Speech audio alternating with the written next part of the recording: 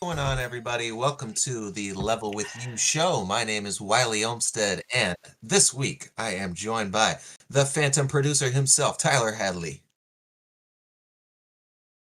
He's over there playing it cool, but he's really excited to be here. Kenny Castro. What's up, guys? How's it going? And diagonally from me, we got the Do Artistic one himself, Anthony Dewart. No, that way. Hey, what's up?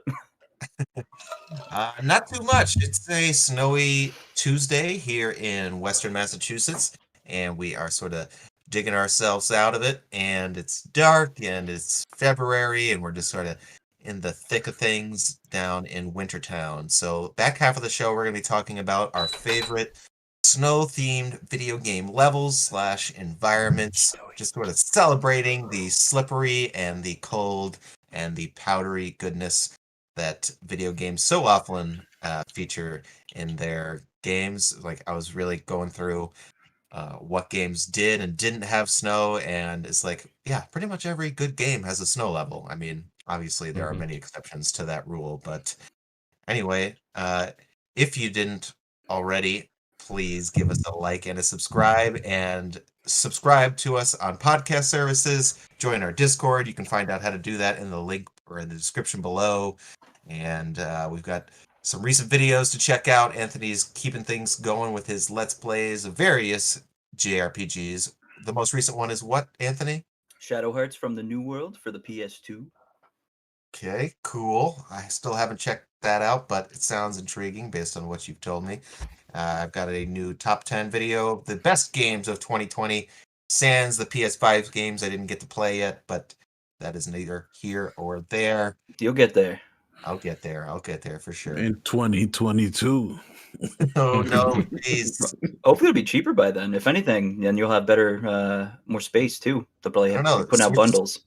Switch has been out for almost 4 years now. It's still $300. I think that this is going to be $500 for the foreseeable future, especially with how impossible it has been to get. But anyway, how's people doing? How are you doing? How's things going? Oh, good. It's doing pretty good. Yeah. I think it's like a tired week for everybody. The snow has brought people down. I feel like the snow can do kind of like one of three things. It can be very calming just to like watch it from, say, inside or somewhere, or even watch it from outside. Be very tiring because if you're a monster, you gotta move some of it. Then it can be very threatening, like if you're in a blizzard. It's waiting for the third thing. I'm like, what's the third thing? It's like the 3 stages of grief with the snow. That was super threatening right there. Not gonna lie. Yeah, I've been having a little bit of an off day myself. I've been having a bit of a stomach ache on and off throughout the day.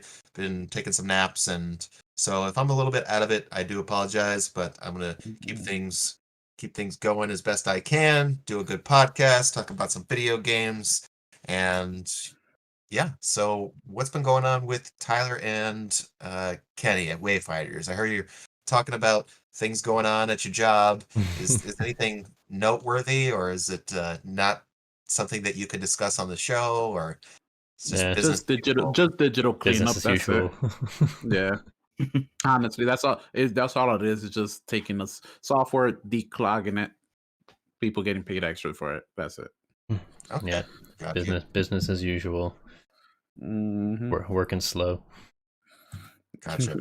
Well, I will be doing an extra day of work on Sunday, helping distribute the vaccine in Wilbraham and getting my second vaccine myself. So I'll be happy to have that out of the way, and my parents will be getting it next week. So I think we're allowed to have family dinners after that. I don't know. We'll supposed to wait like 3 weeks after the second one, so it actually takes full effect. So oh, damn, Kenny. Gonna have to wait 3 weeks for family dinners. You gotta wait a little bit before you can swim in the pool. You don't want to get cramp.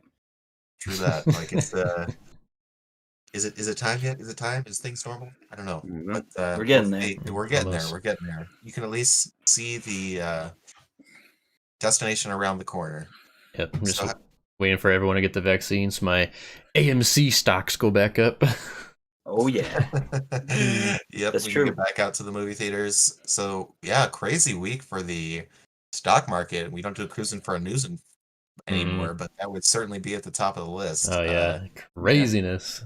And since it is GameStop is GameStop, a yeah. roller coaster. Oh, it's heart attack. Today we are down. I jumped that ship today. I said no You did? more. I got off the You said no? rocket.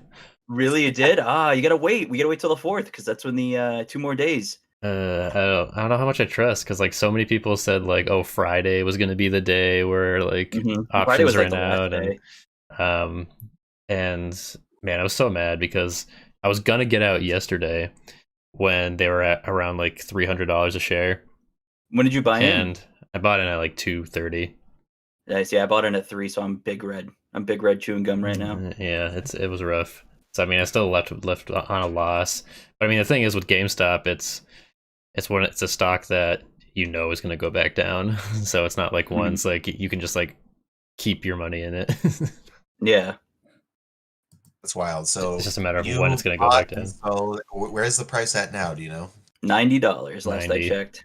Yeah. Really? Yeah, Oh so my God. it's not good right now for What everybody is who's going still in on with GME. capitalism? What is anything real? I don't know. Nokia is down. GameStop's at 90, down 60%. Robinhood and all these other sites are restricting what you can buy, which is bullshit. Ooh, AMC's down. Wow, AMC's down a lot today. AMC's back down to 782. 72. When Yeah, I was no, checking it, it was 780. only like 10. No, 782. Oh, 780. Yeah. Okay, gotcha. Okay. Yep. Yeah. So, as I'm sure everybody knows, quite a wild week as far as investing in failing video game companies or video game retailers. I didn't personally get a chance to get on. I guess I could have, but I only have a Robinhood account as far as my stock options go. So I missed the boat, and I am a little frustrated that I wasn't able to hop on. I'll probably sell my shares that I have and move over to a more reputable company like Tyler's telling me about TD Ameritrade. Doesn't I don't know. Yeah, or Fidelity. Fidelity's been awesome. Yeah. Fidelity, I recommend. I know my 403b's in some other better company, but anyway, that's more neither here nor there as far as the games we've been playing. We've been sort of on the more same page than we usually are this week, all playing Cyber Shadow, which if you haven't checked out the video already, you can see an in-depth first impressions, a first look on the channel. And since then, I've progressed a little bit, and I still haven't quite rolled credits as Tyler has, but it's a game. What do you think of it, guys? It's a game. It's a video great. game. It's a great platformer. As I talked about in the quick what do we call it? First look. Extra level. Extra level. Extra level / first look. That's what we're calling it. Extra first. Extra level. Yeah, I thought it was a great platformer because, and I think one of my other favorite platformers of like the SNES generation was Mega Man X, and I feel like it just draws a lot of inspiration from that game. So I really enjoyed it. I've been thinking about going back to it just to see like how quickly I can run through it now that I kind of like know everything. And there's areas you have to explore as well now that you have all the upgrades. Yeah, true that. I do think the game does a pretty good job of hiding its secrets.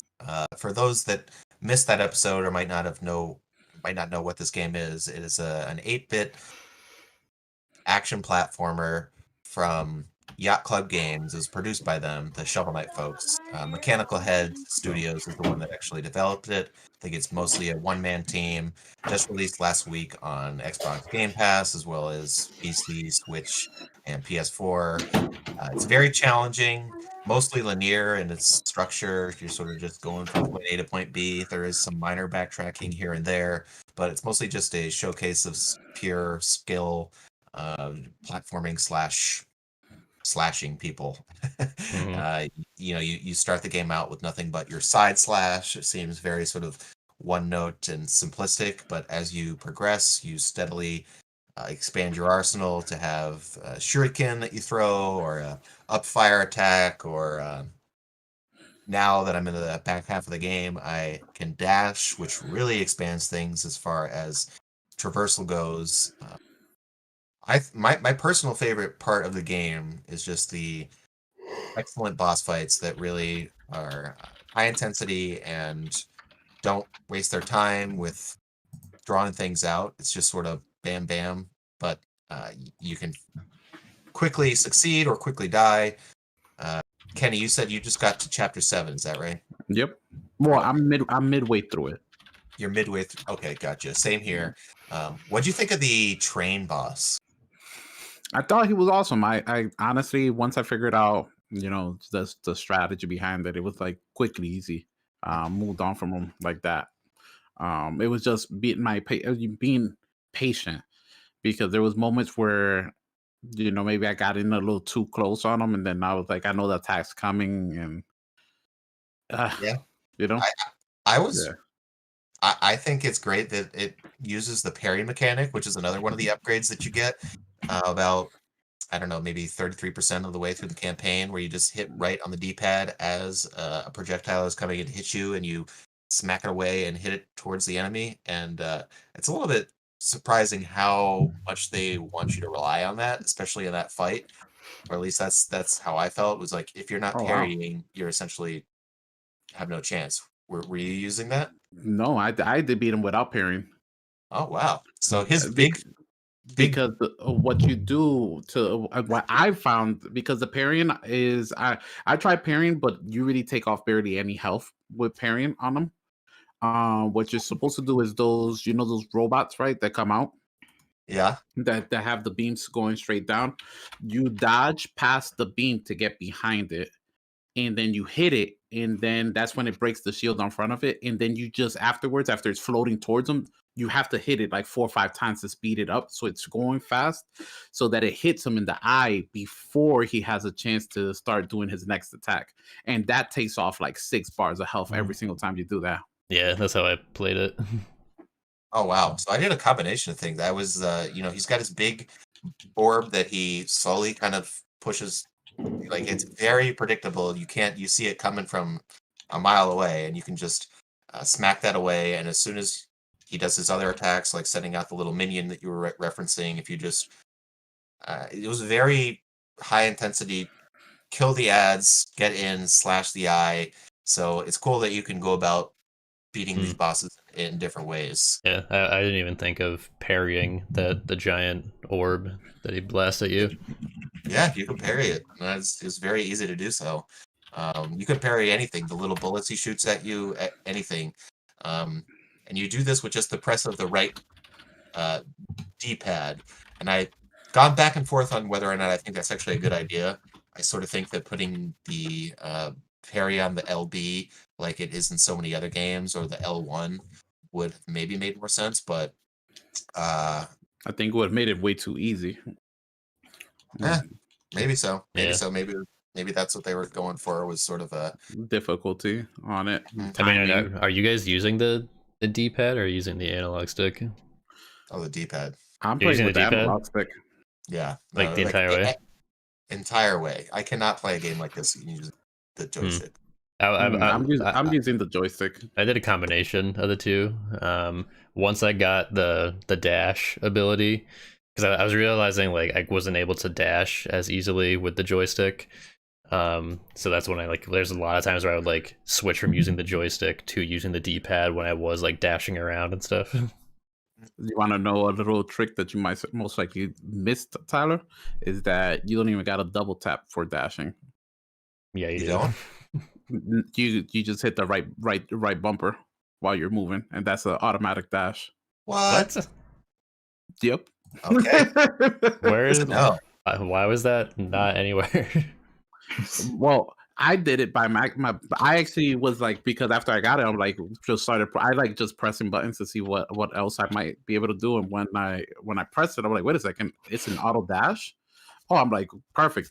So everything that needs dash, I do it so much easier because I'm playing with the joystick, and then I just dash with the right bumper, Yeah, that's cheap. so I don't have to worry about double pressing or anything like that. Or That would have made or it so double much moving it. easier. Yeah. So you're welcome. Anybody listening, hit the right bumper. Well, Kenny, I when you- once you get the challenge you dash. not to use the right bumper. Can't challenge me to use something Gotta that's in the try it. game, Tyler.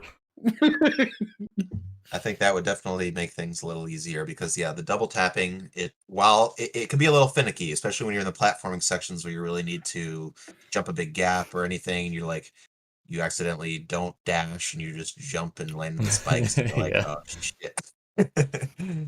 um, okay, so I haven't been on the show in a couple weeks. I took last week off and I haven't really been playing too much as far as big AAA stuff. But one thing that has hooked me and it continues to just dominate my subconscious when I'm not thinking about it, and is just a surprisingly out of nowhere good time is Grindstone, which is the originally only on the Apple Arcade and recently came to Switch. I'm now on level 70, I believe, and it's just the ultimate puzzle slash brain teaser slash upgrade-a-thon that you could hope for. I think that I'm surprised that none of you have hopped on it because of how much I've been talking about it in the Discord.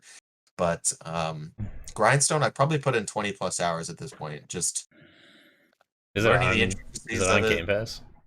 No, it's not on Game Pass. I got it on Switch, and Ah. it's I think $20.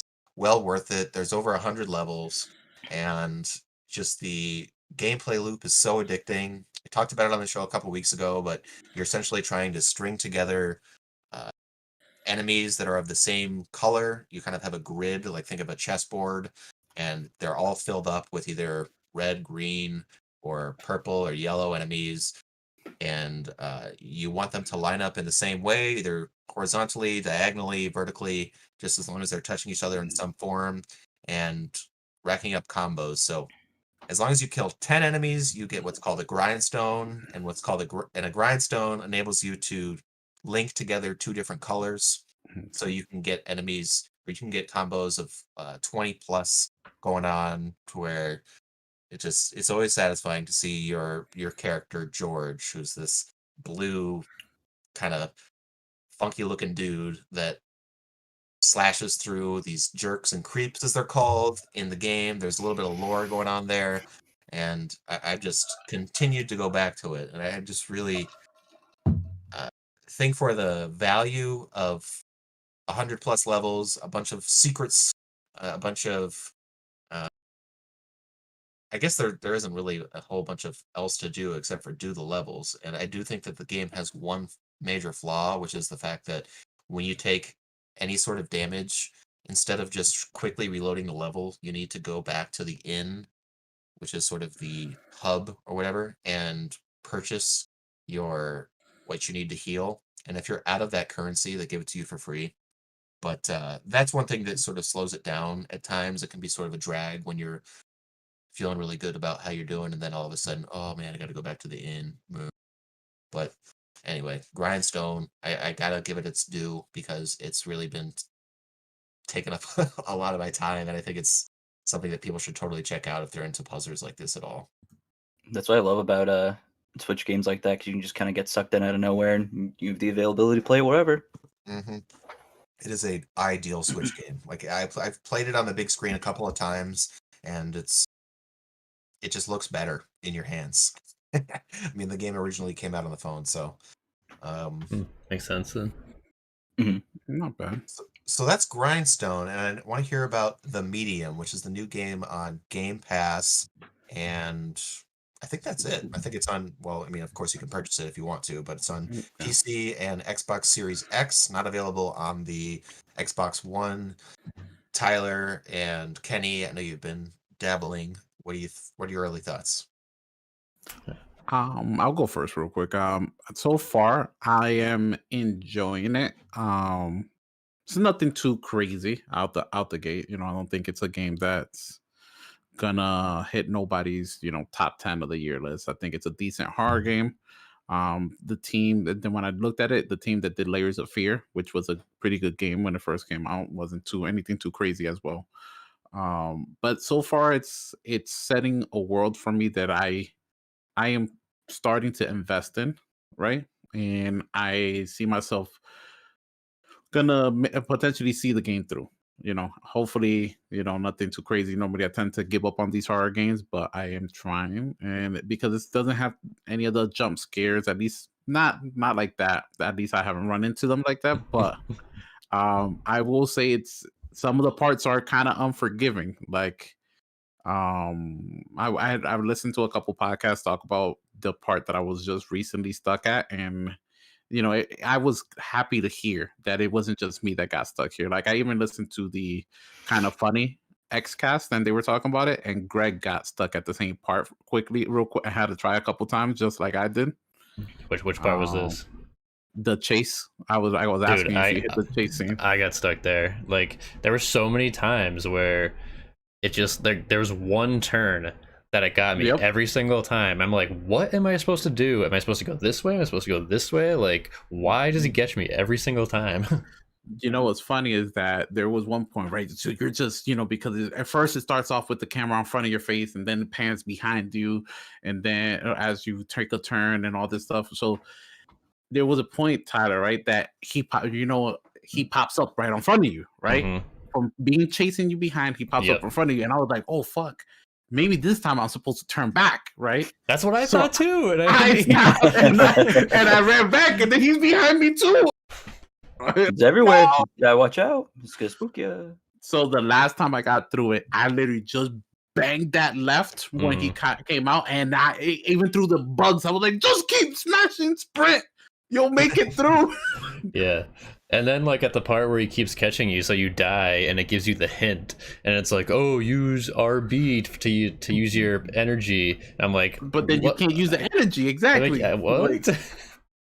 So exactly. So I think the RB is for the bugs, right? When you get to the bugs, you're supposed to use it then to get the bugs off you, so you could sprint again. But I think I took that one and I hugged the wall so much that the bugs didn't really affect me until I was already halfway into them. So I just kept sprinting right through them, and I was like, she was like, and I'm like, just get out of these bugs and you'll make it. Made it through, and I was like, yes. So you're telling me you didn't get scared? So that there was one jump scare that freaked me out. Is it? So I had one. So was it when the little girl first showed up? Ooh. No. Okay, which one? What got you? The bloody bathtub. Oh my god, yes! Oh my god, yes! Yes, the bloody bathroom, man. When you first scary. Oh my god, when you first go there and then you find the key and there's that was so scary. Like I like ripped my headphones off. Because I will say this game does, so it's not as in the sense like it had that one jump scare, but the game plays with the music to like set the mood, right? Set the ambiance. And so I think it's more or less trying to get you in a sense of dread and just unknowing what might be happening and what's around the corner. So that moment, because you're just kind of walking around and just being careful, inspecting everything, and then you get to that bathtub and then it just gets you. Yeah, it does a really good job playing with like the visual elements, because it draws your eye to, it's an overflowing bathtub, and it draws your eye to like the blood that's overflowing, and then boom, jump scare. Yep. So yeah, for those that don't know what this game top level analysis is a third person forced perspective a la the early Resident Evil games, survival horror game that has a sort of heavy focus on story. I played the opening half hour on my PC, and once I got to the second environment, it really started chugging for me, so I don't know if I can quite handle it with my current rig, but I was drawn in by the initial premise. You're sort of you're an adopted person that has been you've got this power to connect with the, I guess, you're a medium for talking to dead people, right? Like you're trying to, it's sort of like, it reminded me of Spiritfarer in the way that you're trying to sort of get them to the next plane. Yep, but like she embraces, and I think that's what I like so far, is that it's not like she comes off as this helpless character. It's like she's like, all right, this is what I do. Let's figure it out. Let's get out of here. Let's push forward, right? So that's the feeling I've been getting. I don't know about you, Tyler. Like I don't think I've gotten a sense of like she's freaking out. Holy crap. It's like, oh crap, what am I dealing with? Never dealt with this before. Mhm. but you know what? We got to push forward, right? Yeah, it seems like she's like already dealt with it like a number of times. Maybe not not Mhm. at like this level that like we're playing as her right now. Um, so she kind of like there are parts where she's like still freaked out, but the story's been really good. I still haven't completely got out of the Neva. Um, Okay. I'm pretty much like right after that chase scene. Same here. I think that chase scene and getting out of it, I was like, "Yep, I need a break. I'll resume this game after this." And so I'm hoping maybe possibly tonight resuming it. But I will say normally games I will jump past listening to audio logs and listening to extra things, but I've been enjoying listening to some of the echoes, trying to let them build this world around me, right? Because I'm hoping that this game isn't a one off and they give it a medium two, right? Let's keep building off of this world they're building and off of this character, Marianne. Hopefully she survives the end. Word. I can second that. I think that even from the opening apartment, just going around and reading the different documents and getting the photo in the red room and everything like that, it seemed really well realized and not tacked on. Like something that you could skip past if you wanted to, but you would be doing yourself a disservice by not fully exploring the area. Mhm. I will ask one more thing. Tyler, were you caught off guard or scared when the spirit did the honk of the car? Oh Or yeah, did you even yeah, interact with that? It yeah. caught me. That I one got caught me like slightly. They honked the horn, and you were like, "What?" And then I like the power of the insight because I was like, "Okay, let me see." I'm like on the visual, like just regular, nothing, right? But then when you use the insight, you see the spirit's hand on the place where the horn is. I was like, I thought that was cool because it wasn't there before, yeah. and you see like the difference. Like, okay, somebody was here and they did honk the horn trying to scare me. hmm Mm-hmm. Yeah, that's pretty Okay. cool. Yeah. That sounds Oh, we'll spooky. probably hear about the final hours of it next week. I hope you guys can finish it by then. If not, no pressure. But It's an 8 hour game, so you know, hopefully if we put our big boy pants on, we could finish it before then. Yeah, proud of you, Kenny, for stepping into the horror game genre. yeah, getting past your fears. Proud of you. So Anthony and Tyler, something I've been noticing on the channel is there've been some let's plays of a not so recently released game called Super Mario RPG. Anything you want to say on that besides check out the videos? It's got Mario. It's got it's got Mallow. It's got a Gino. Everybody wants him in Smash Bros, but probably not gonna happen. You found Princess Peach's dildo. Spoilers. It was fun. Okay, so is the game surprising you anyway? Are you remembering things that you didn't before? Or are you noticing things you didn't before? What's I know Tyler's always had high praise for Mario RPG. Is It's it so good. living up to what you thought of it?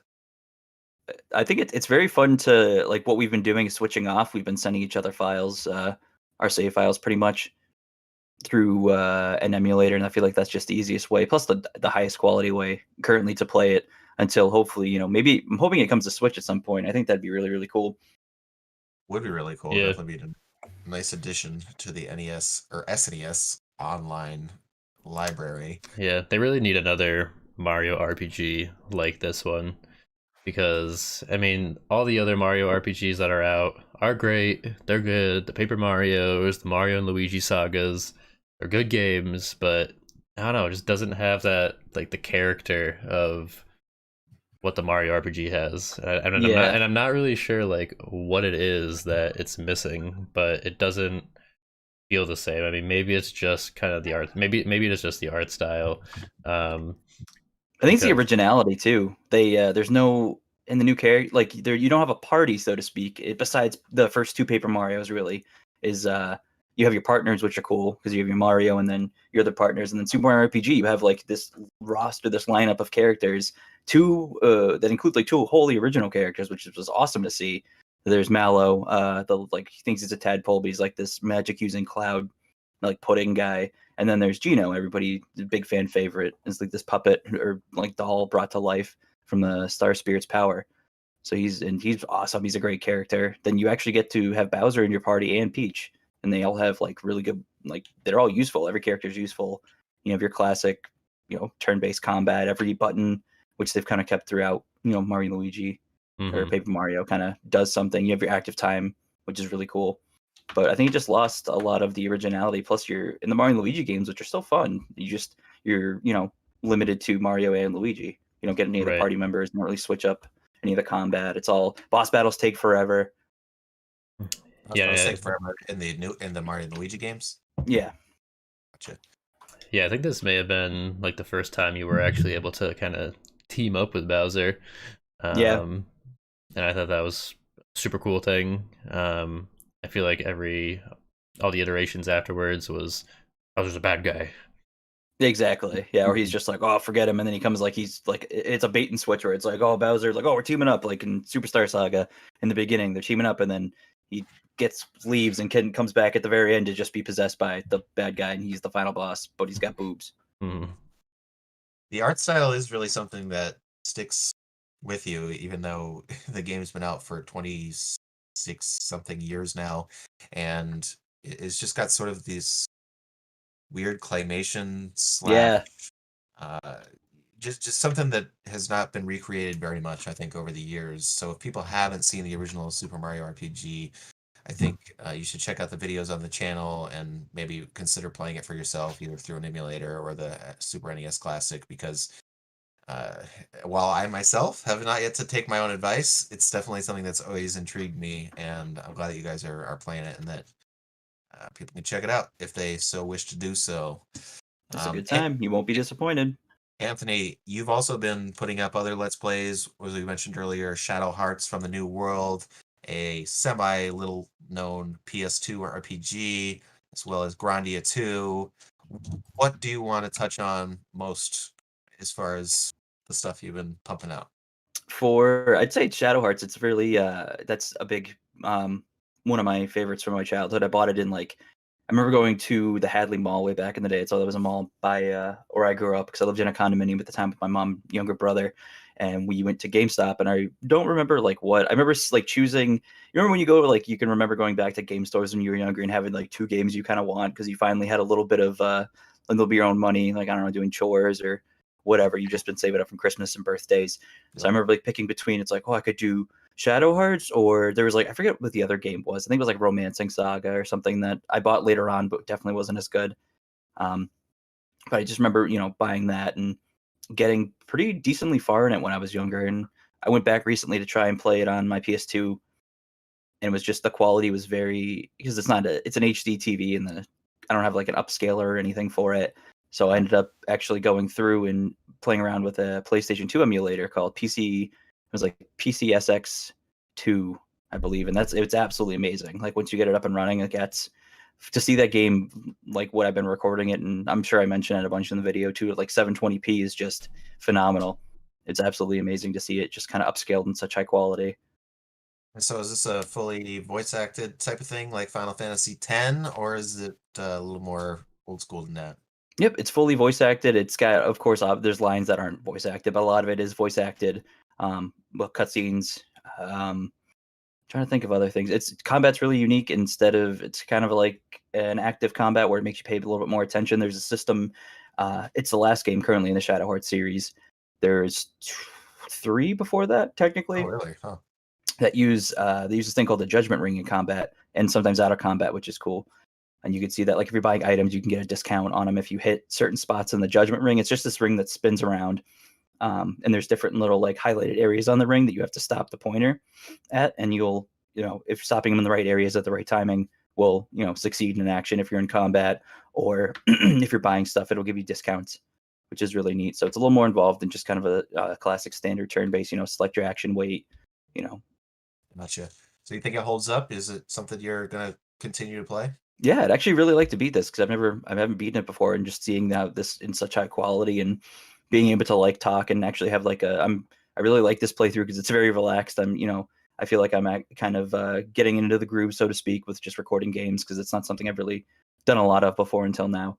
So it's cool to just kind of sit and kind of say my 2 cents whenever it happens and be like, oh, look at this character. Oh, hey, how cool. Do you know off rip who the developer is? It is. That's a very good question. I think I had the box over there. I don't know off the That's top of my okay. head. It was like Swan something, Hit maybe. us with the title one more time. Shadow Hearts from the New World. You can check that Word. out on the channel. There's currently 2 episodes. I'm in the process of uploading a couple more, so you will be seeing hopefully a constant stream of that. Very good. All right. Well, lots of new stuff coming out as January rolls along, and Game Pass keeps coming out with new stuff for us all to play together. But I think that we can move on to our topic of the show this week, which is snow. Snow. No. We just got a big dump of about 10 inches here in Western Massachusetts. I don't know. Does that seem accurate? 10 inches? Yeah, You got a fuck definitely. load. I feel like it wasn't 10 inches. That didn't seem like 10 inches. I would Well, say it was we around had 10. we had varying degrees of predictions, anywhere from 8 to 20, depending on where you live and how high up in the mountains you are.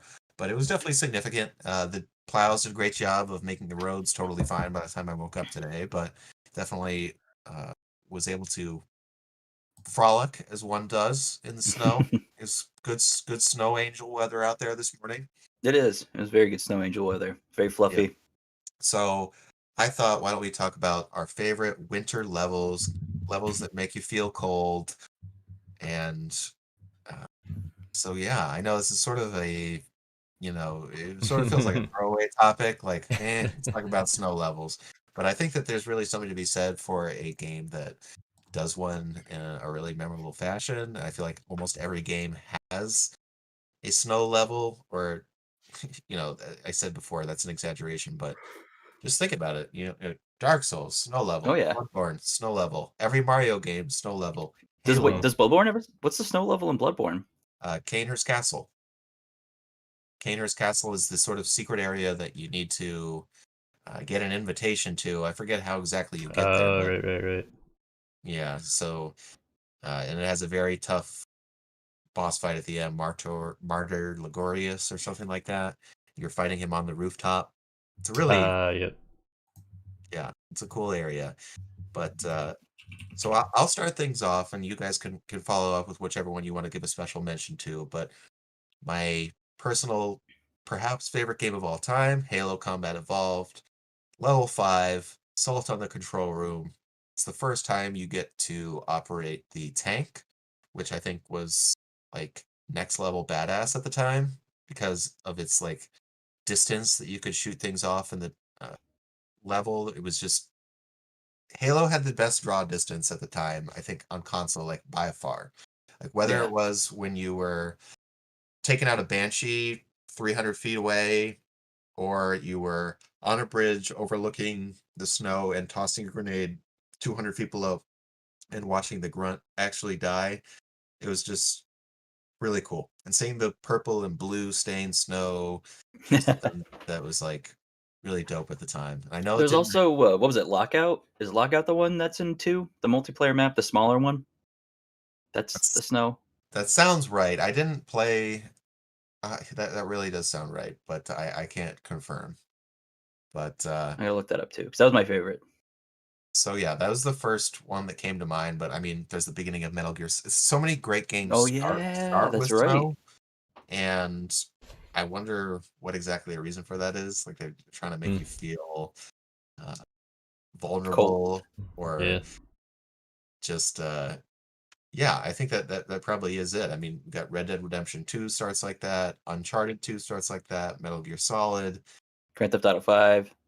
Oh yeah, totally. Grand Theft Auto 5 when you're playing as Michael and you're doing the shootout. Yeah, that's a great one to mention. So are there any, I know Tyler, you listed a few yourself. Is there something that in particular you want to give a shout out as far as cold excellence? I mean, I listed a couple in there. Just really quickly, I'll kind of run through some of them. I don't have like a ton to say about each one of them in particular, but I just thought those were some that came to mind. Yeah, okay.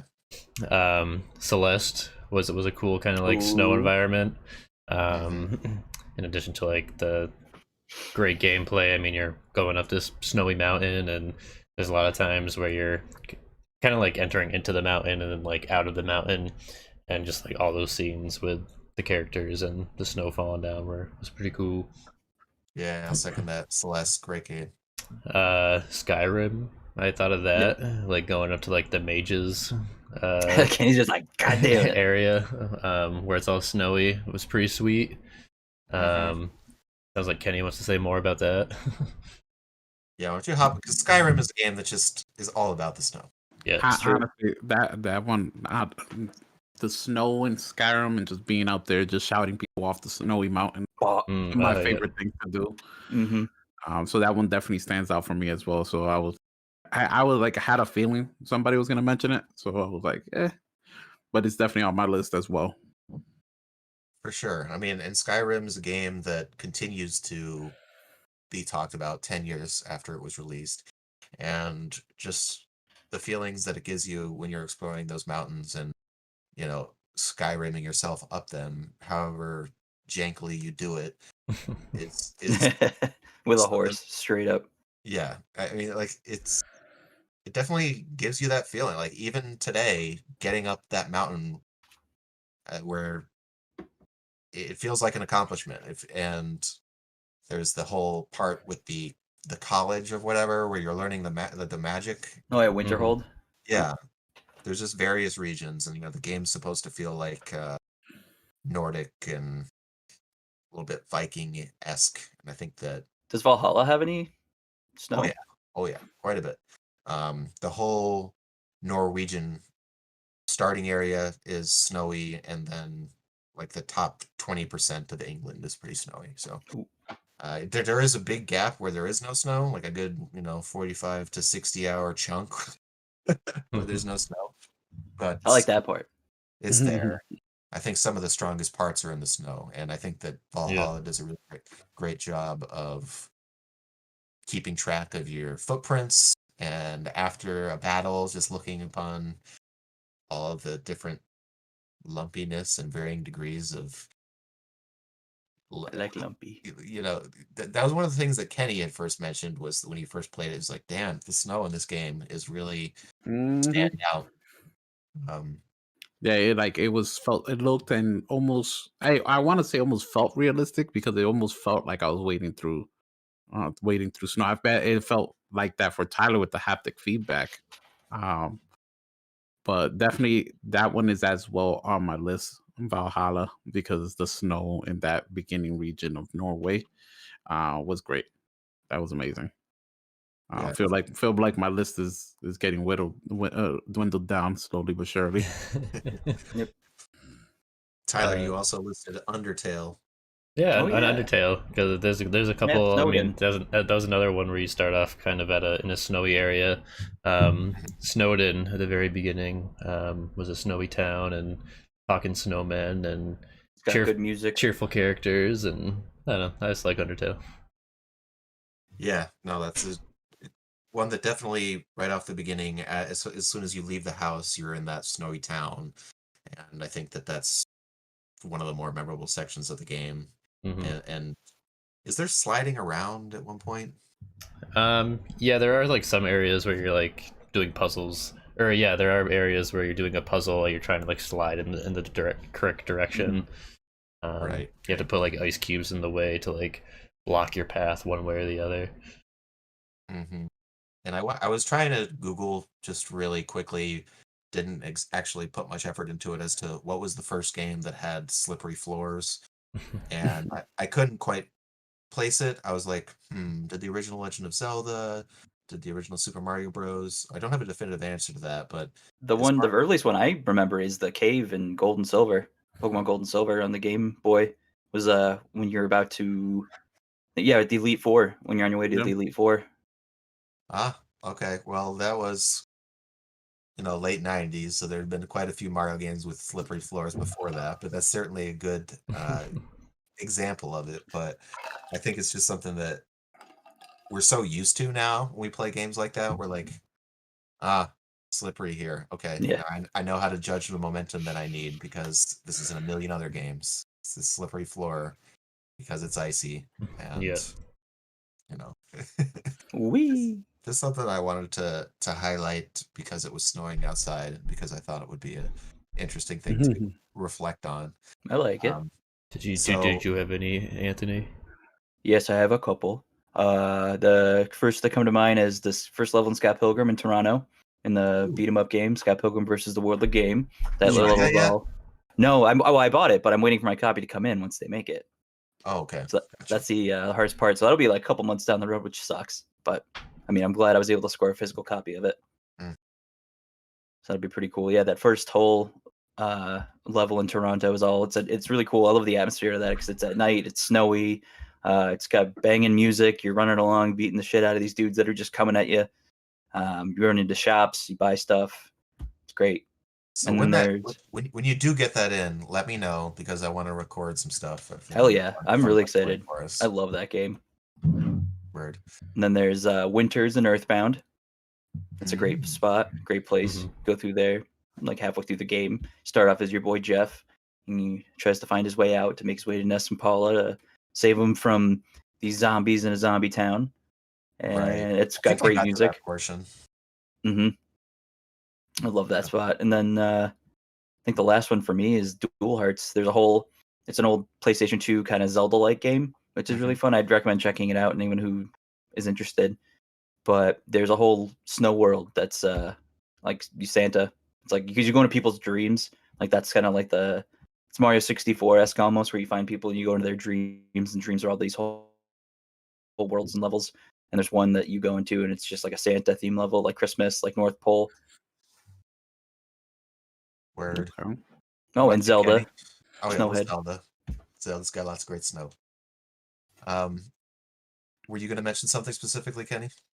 Actually, one that comes to mind in a snowy just environment, the first division. Ah, yeah. Oh yeah. Post-apocalyptic money flu NYC. Well, Yeah, that was pretty good. That one definitely stands out, and the other one to bring up that stands out for me is the last God of War, the snow area there. Ooh, yes. The God of War 2018 had so many great snowy environments. I mean, it's another one that started off there. I think it's sort of a cliche now that we're talking about all these games that begin in some sort of very cold, snowy place. Like, Well, it's like, what are you gonna do? You're gonna start off in the cold, or you're gonna start off in no snow and warm or fall. yeah, it makes sense just from a plot device as sort of something we need to overcome. Like we want to be in a place where we're not freezing our balls off by the time this game ends. You're telling me, pal. And then my troll pick is the Kingdom Hearts 3 Arendelle. Oh, I thought you were gonna go with Halloween Town. Because I was gonna say, because just in Kingdom Hearts 2, you could go to Santa's Town. Yes, you can. It's part 2. I love that music there. The battle music and that is great because it's what is it? This is Halloween, but they throw in jingle bells. Yep. I want to go back and play that. Oh, I love Kingdom Hearts. So why is that a troll answer? Because Arendelle is like one of the worst worlds in part 3. It sucks, dude. It's fucking awful. That world sucks ass. It's just climbing up a mountain 3 times. Oh yeah. It's just like I hated that. song after song. Yep. I'm like, okay, I get it, great. And this guy comes and throws you off, and then you get pushed off. And I'm like, okay. Yeah, that one sucks. One of my kind of obvious picks, I said Steep on my list. The snowboard, yeah, multi-sport SSX, game. any of those games. What about the SSX? Yeah. Nah, Steep was better. I never played Steep. I never played Steep, but it wasn't better. What do you mean? The SSX. Steep had more than just snowboarding. Whack. Shine White snowboarding. It's tricky back in the day. I think it's it's probably still the best snowboarding game of all time. Please put Snowboard Kids. I think that's the best one. We got a question in the chat real quick. Has anybody played Vigor yet? What is it? Vigor. No. I haven't heard of it. Negative. No, not yet. No, I'm gonna check it out. I feel like I heard of it somewhere, but no, What's it for? It's a free-to-play looter shooter. I just googled it. Is Vigor a battle royale? There's so many questions. Xbox and PSN. Okay. So just the last one I want to highlight before we finish out our snow level talk, unless anybody else wants to chime in, is Red Dead Redemption 2. I think that after the original game, it did have some snowy environments, but not to this level. It just was a very striking way to begin that campaign. Just the graphical fidelity of the actual snow, of just feeling like you're wading through it, the great feeling that you get when you finally do move on to the greener pastures is something that you can really sort of like out of the mountains, feeling a little safer, and just does a great job of creating a tense environment where these characters are out of their elements a little bit. You can sort of feel that in Dutch's and Arthur's interactions, and just, it really does a great job of setting the stage for what I think is still the best game of the generation. So there you go. Oh yeah. Noise. Not bad. So that's about it. I think if people want to learn more about snow video games, you can just check out this great Kotaku article where not Kotaku, Games Radar. It's 113 games that have snow in them. Ooh. Helped inspire me to come up with some of my answers here. I looked at that list earlier today and came up with some. Yeah, nice. I did no homework. Same. That's I did okay. snow work because I was out shoveling. I refuse to read articles. They have too many words. Me small brain. Me no get word on page. Me no get bunch of mix the black with the white with the type. Big smooth brain. Be dumb. Smooth brain. Me smooth brain. Me brain go. Me like brain on ice for snow. It go hit iceberg. Get stopped. Have to turn around to find Articuno. Me dumb. Me throw ball. Me catch monster. Me happy. Articuno. That's a Pokemon I haven't thought about in a while. Yeah, right. That's what I was thinking. Articuno, Seafoam Cave. I think that's one of them. I don't think it was in the first one. Articuno was in the first one. Oh yeah, Articuno was in the first one. I think there was like the ice puzzles in the first one. There was that stupid Team Rocket hideout where you had to like and you had to wait and it like spun your character around where you had to like sit on the panels. I hated that. Yeah. And just remember spinning and you hit teleporters.